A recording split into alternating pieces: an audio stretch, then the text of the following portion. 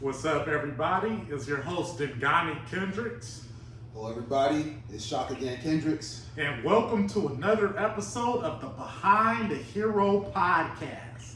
Good. So today we're going to be talking about everything productivity. And as always, let's start off with some definitions. So Indeed had a really good definition of productivity. The amount of work an individual or group accomplishes within a certain amount of time. However, if we take it a step further and really look at culture, there's this thing that's really popular right now, and it's called productivity culture. Brown Daily Herald defines productivity culture as productivity culture or hustle culture. And this is societal pressure to maintain a high level of productivity. It demands that you are constantly working, whether that be in the context of your job, school, or personal goals. So my first question to you is, are you familiar with productivity culture? I'm familiar in the sense that when you hear, big business people who work in corporations, they always talk about how they always work. Yeah. They work all day, every day, and sometimes they give you examples of hours. That's what I believe productivity culture to be, in that sense. And I've heard it a few times. Yeah. And it's a lot. It sounds intense. It does sound intense. Yeah. Yeah, so there's a lot going on right now with being as productive as you could possibly be. And I believe that has benefits and drawbacks. Let's start off by going over some of the benefits of just generally being productive. So if you are productive, that means you are making accomplishments. You're moving forwards towards your set objectives. And really, there's nothing wrong with being productive. Like in life, there's going to be instances where you're going to need productivity. Like if you're in school trying to get homework done and completing assignments, it's good to be productive. At work, if you have a deadline for a project, you want to be productive in that instance. In your life, have you seen instances or have experience where it's like, yeah, like this is a good time to be productive? Yeah. Let's say one of the most recent ones is just working with, let's not even say hero right now. Let's just say academics in general.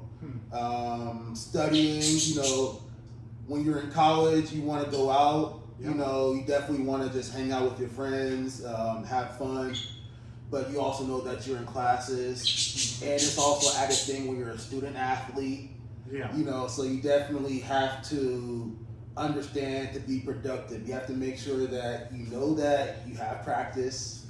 You know that you have to study the playbook. Yeah. You have school and you have to study their playbook, all their books, and then you have to also, focus on yourself. Have some type of personal and free time with that. So you have to make sure you're very managed and productive as possible. Because if you start to, procrastinate, True.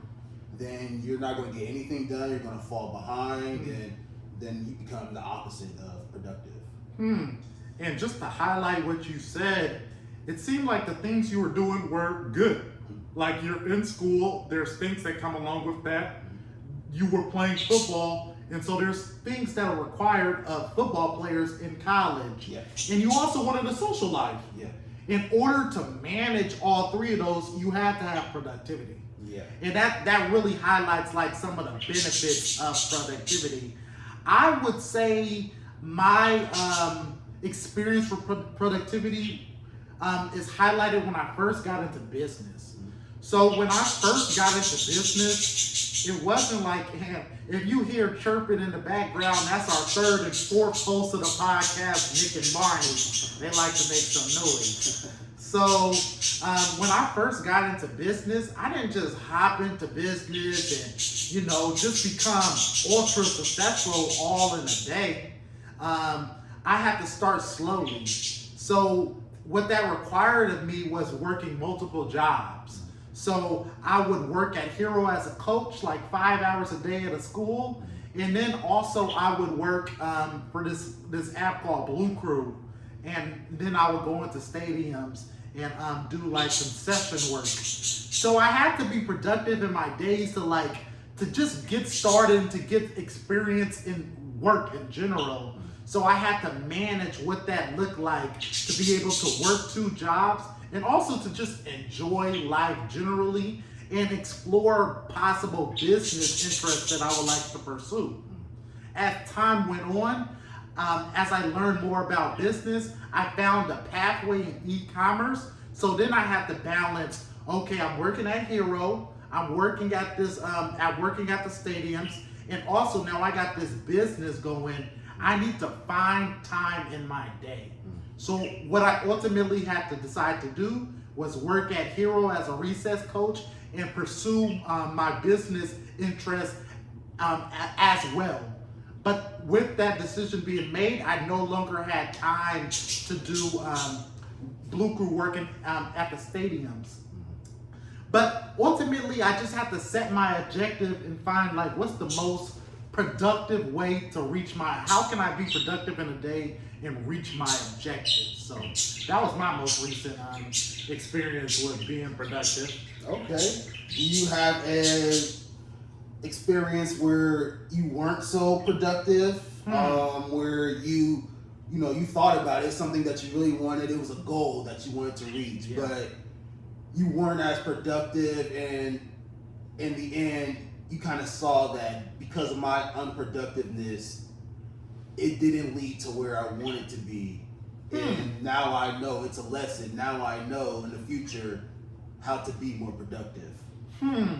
I would say I definitely saw that in my schooling experience, especially when I was at the University of San Diego, more so my junior year.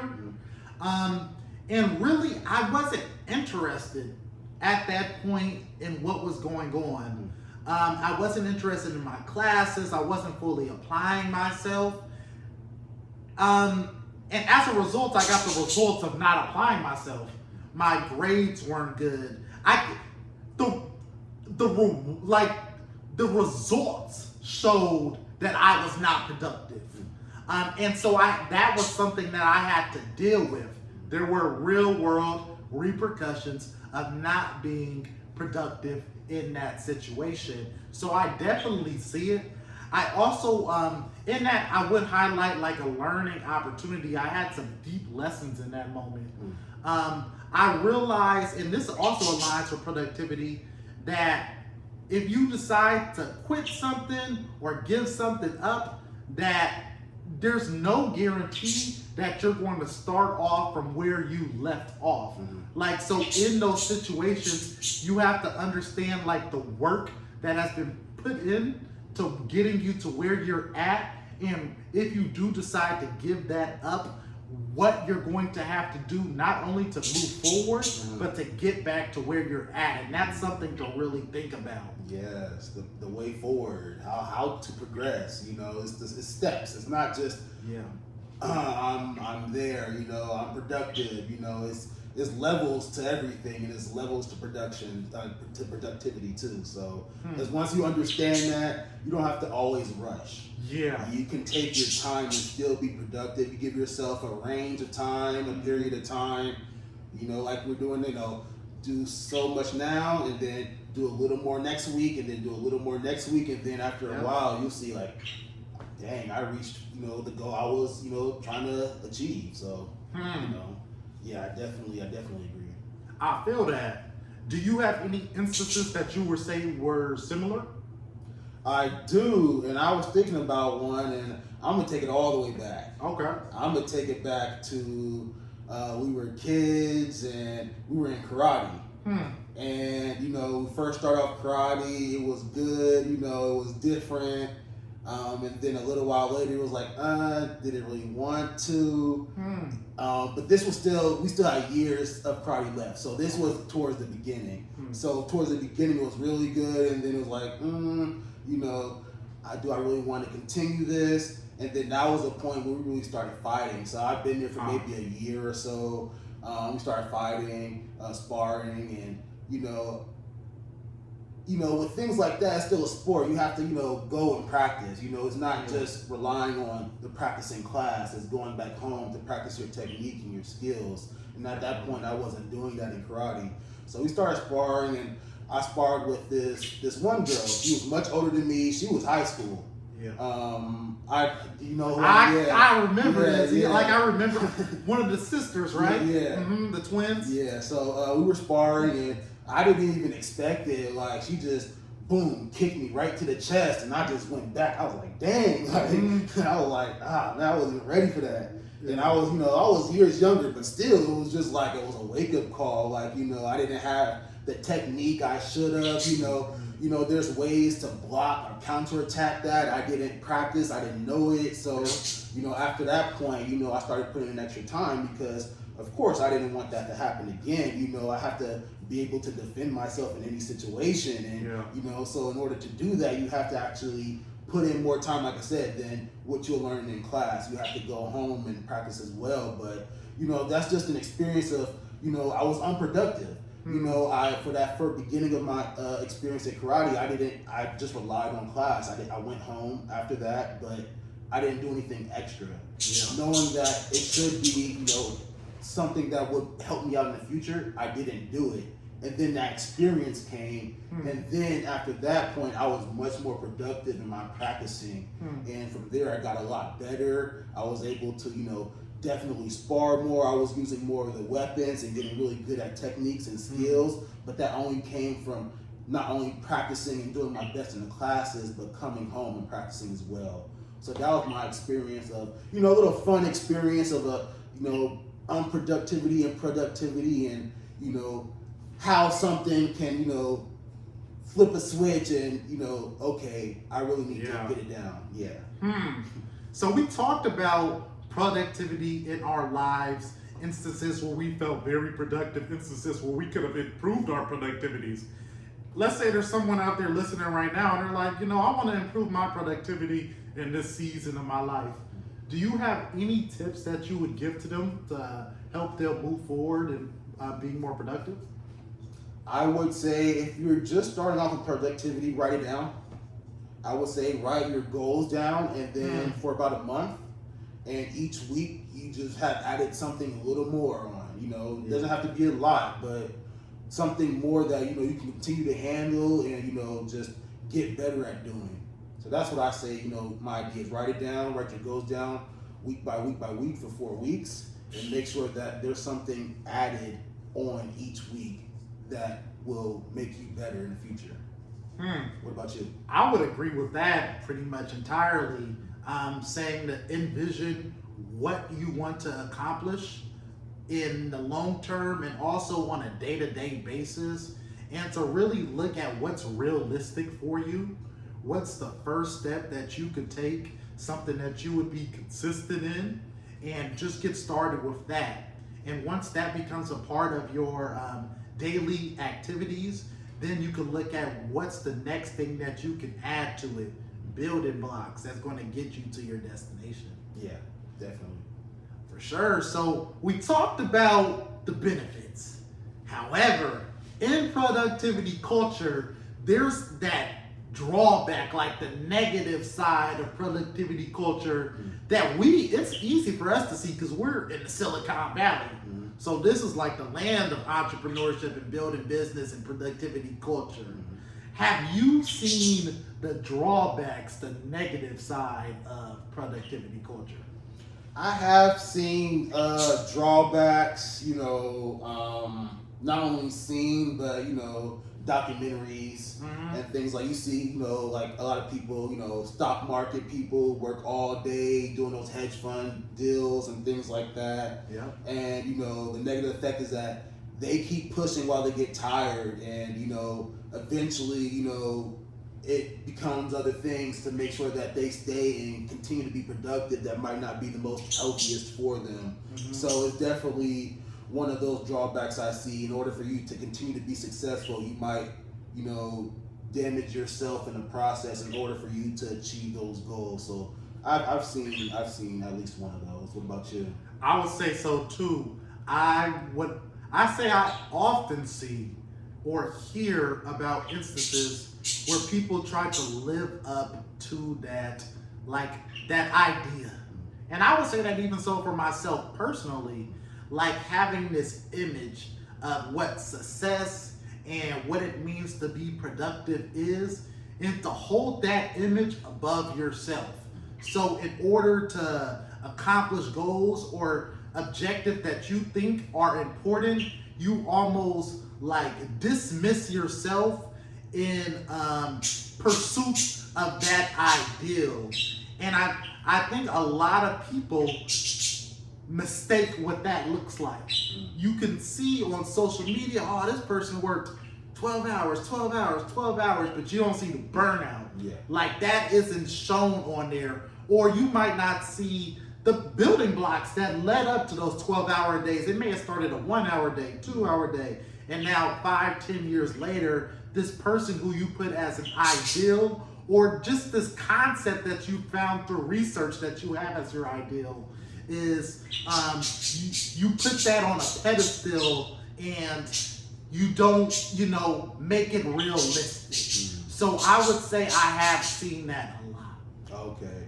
How would you try to give a lesson, recommend a lesson to if you see somebody like that going down that path, that they need something, what type of lesson would you give them? Okay, you should probably dial back a little bit or something like that. What lesson would you give them to try to put them back on track to healthy productivity? I would say to really look at yourself and like to think about time. So let's say I'm just going to use my own experience. When I was 21, 22, I'm 26 now. I was doing this sneaker business, and I would go around to garage sales and thrift stores, and I would spend my entire Saturdays doing that. That's what I did. And it was important to me. It did actually help me accomplish the goal that I had set for that time. Saturday was my sourcing day. However, when I was driving around, particularly to these garage sales, I remember looking vividly at people who were playing basketball in parks and just doing normal weekend activities and really thinking to myself how much they are missing out on. Like, I'll be like, by them playing in the park and enjoying their day, it's like you could just be working right now. Like, this is an opportunity that you could be taking advantage of. Yeah. And I could not process the fact that they are just enjoying their day. But like at a standpoint that I'm at now, I actually enjoy my Saturdays. I like to take those times to just relax or to go somewhere and like have some interesting food experience. Like just look at some viewpoint or something like that. Just take it slow. And that's something that I had to come to like realize. Like it took me years to really understand that, hey, like, it's not about how much you can do today, how much you can do this week. It's like about the actions and the objectives that you want ultimately, and just what are you willing to do? What is sustainable? And if you're in a point of life where you're just grinding, I would think about how long could you keep that up for? And how long do you want to keep that up for? If you just want to do it for a year, this is what you're really passionate about, okay.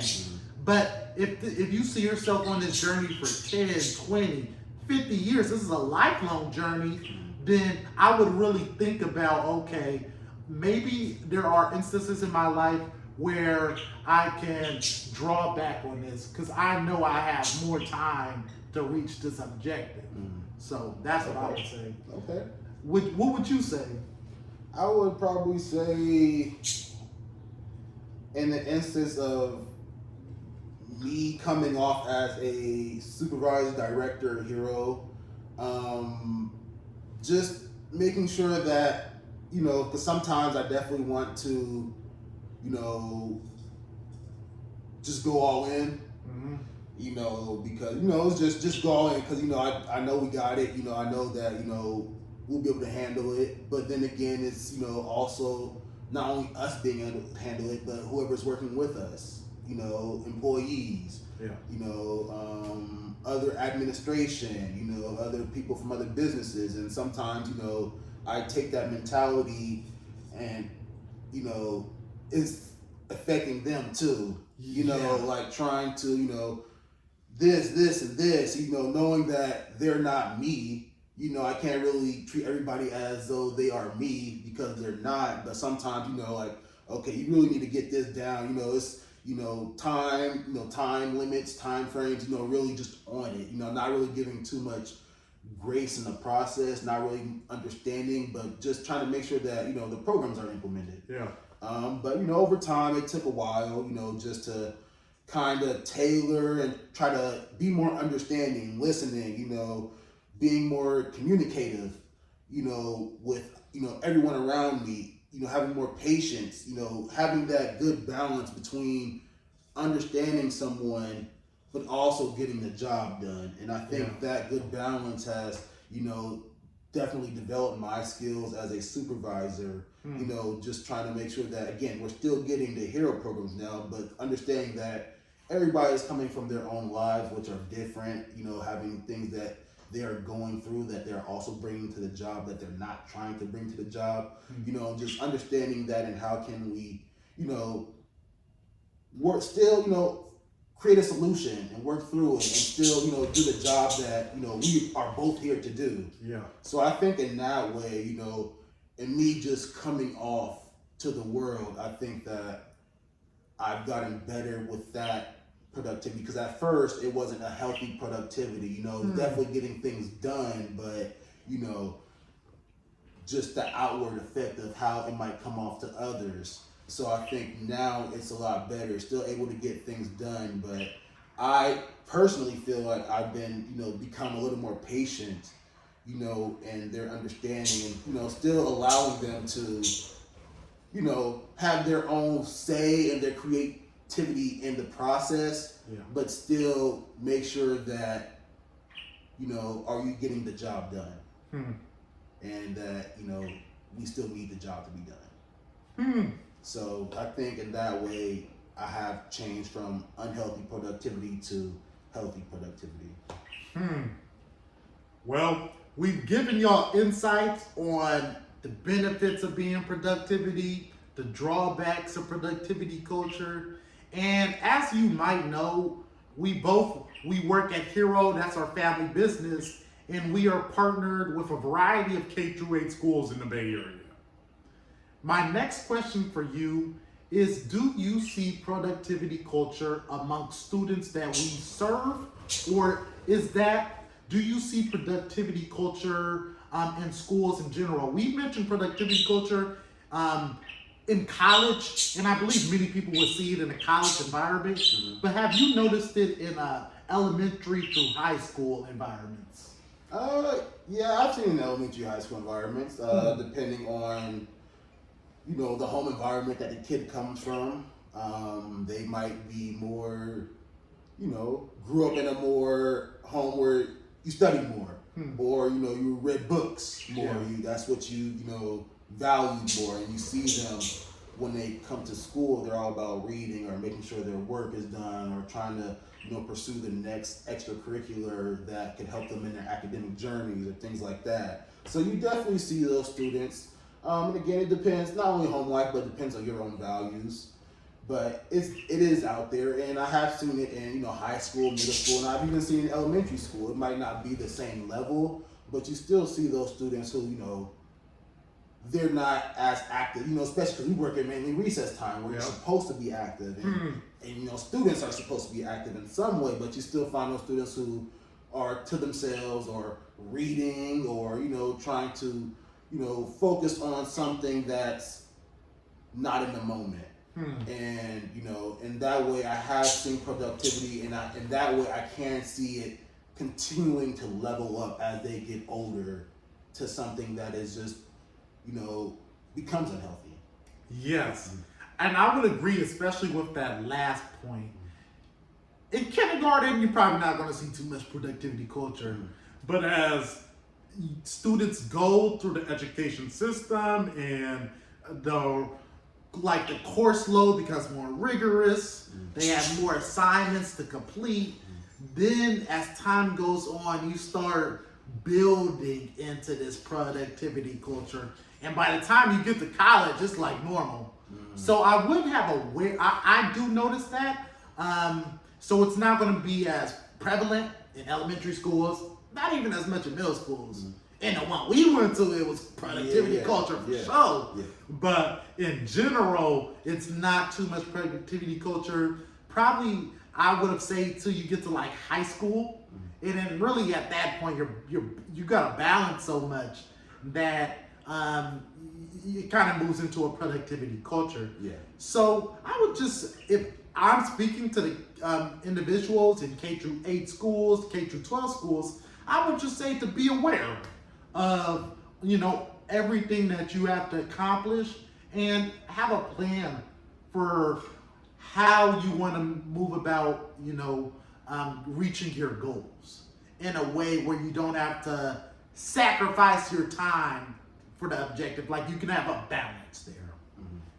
So we talked about productivity. I want to balance this podcast off by talking about relaxation.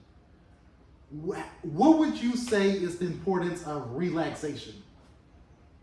I think relaxation is really important. You have to make sure that in order to be productive, you have to, have some personal time, and that comes with relaxing, taking breaks, doing things that you find are your hobbies, something that you can enjoy and still not do too much rigorous thinking, critical thinking, anything like that, just being in the moment, whether it's, taking hikes, gardening, swimming, sailing.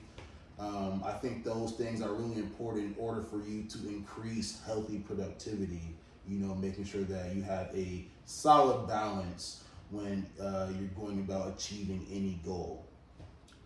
I would agree and say that along with productivity needs to come relaxation. And I will follow that up with a study from Being Well at Yale that states that research shows that relaxation keeps your heart healthier, cuts stress, reduces muscle tension, improves brain function and memory, and helps you avoid depression, anxiety, and obesity.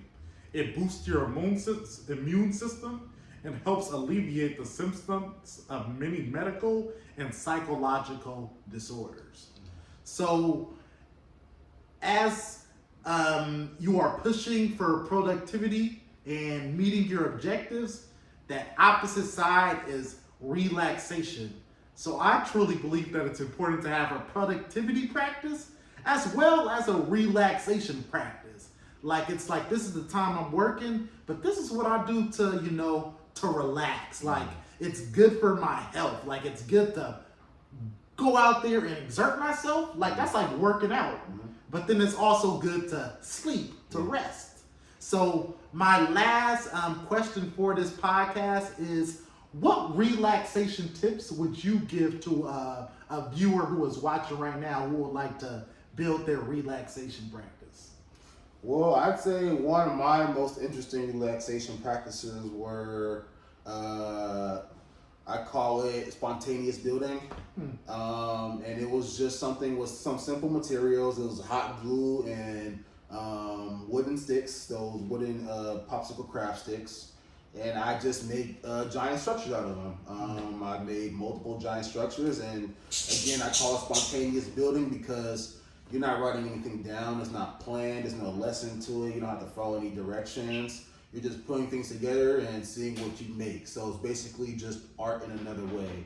And I thought that was, really relaxing for me, on days or, just hours where, I wasn't studying or doing anything else. I definitely, especially years ago, I definitely just spend, a lot of time just coming up with things in my head, just, how to connect certain sticks and, how strong can this structure be. And I thought all that was really fun because it wasn't as technical as you having to be in front of a desk or in an office for hours, making sure you figure out the solution so you can move on. You can take your time with it and have fun. So I think for me, that was one of the most more interesting relaxation things that I have done. For sure. What about you? I would say going for walks. I have found going for walks to be very helpful because it's not very strenuous and it's often something that could be overlooked. Like it's easy to hop in a car and go somewhere, or just find some mode of transportation, but to just walk and be mindful of like what's around you, whether that's the cars on the street, houses, or even my favorite is like a nature walk. Okay. Like just to be present in nature. You got trees and water, and even the smell of nature, it's soothing. Yeah. So something like that, to go for a walk, just something really simple, I have found to be really helpful in as a part of my relaxation practice. Okay, nice. For sure. So this is episode 3 of the Behind the Hero podcast, Everything Productivity. It's your host, Dingane Kendricks. It's Shaka Gant-Kendricks. Until next time, have a hero day. Take care, everybody.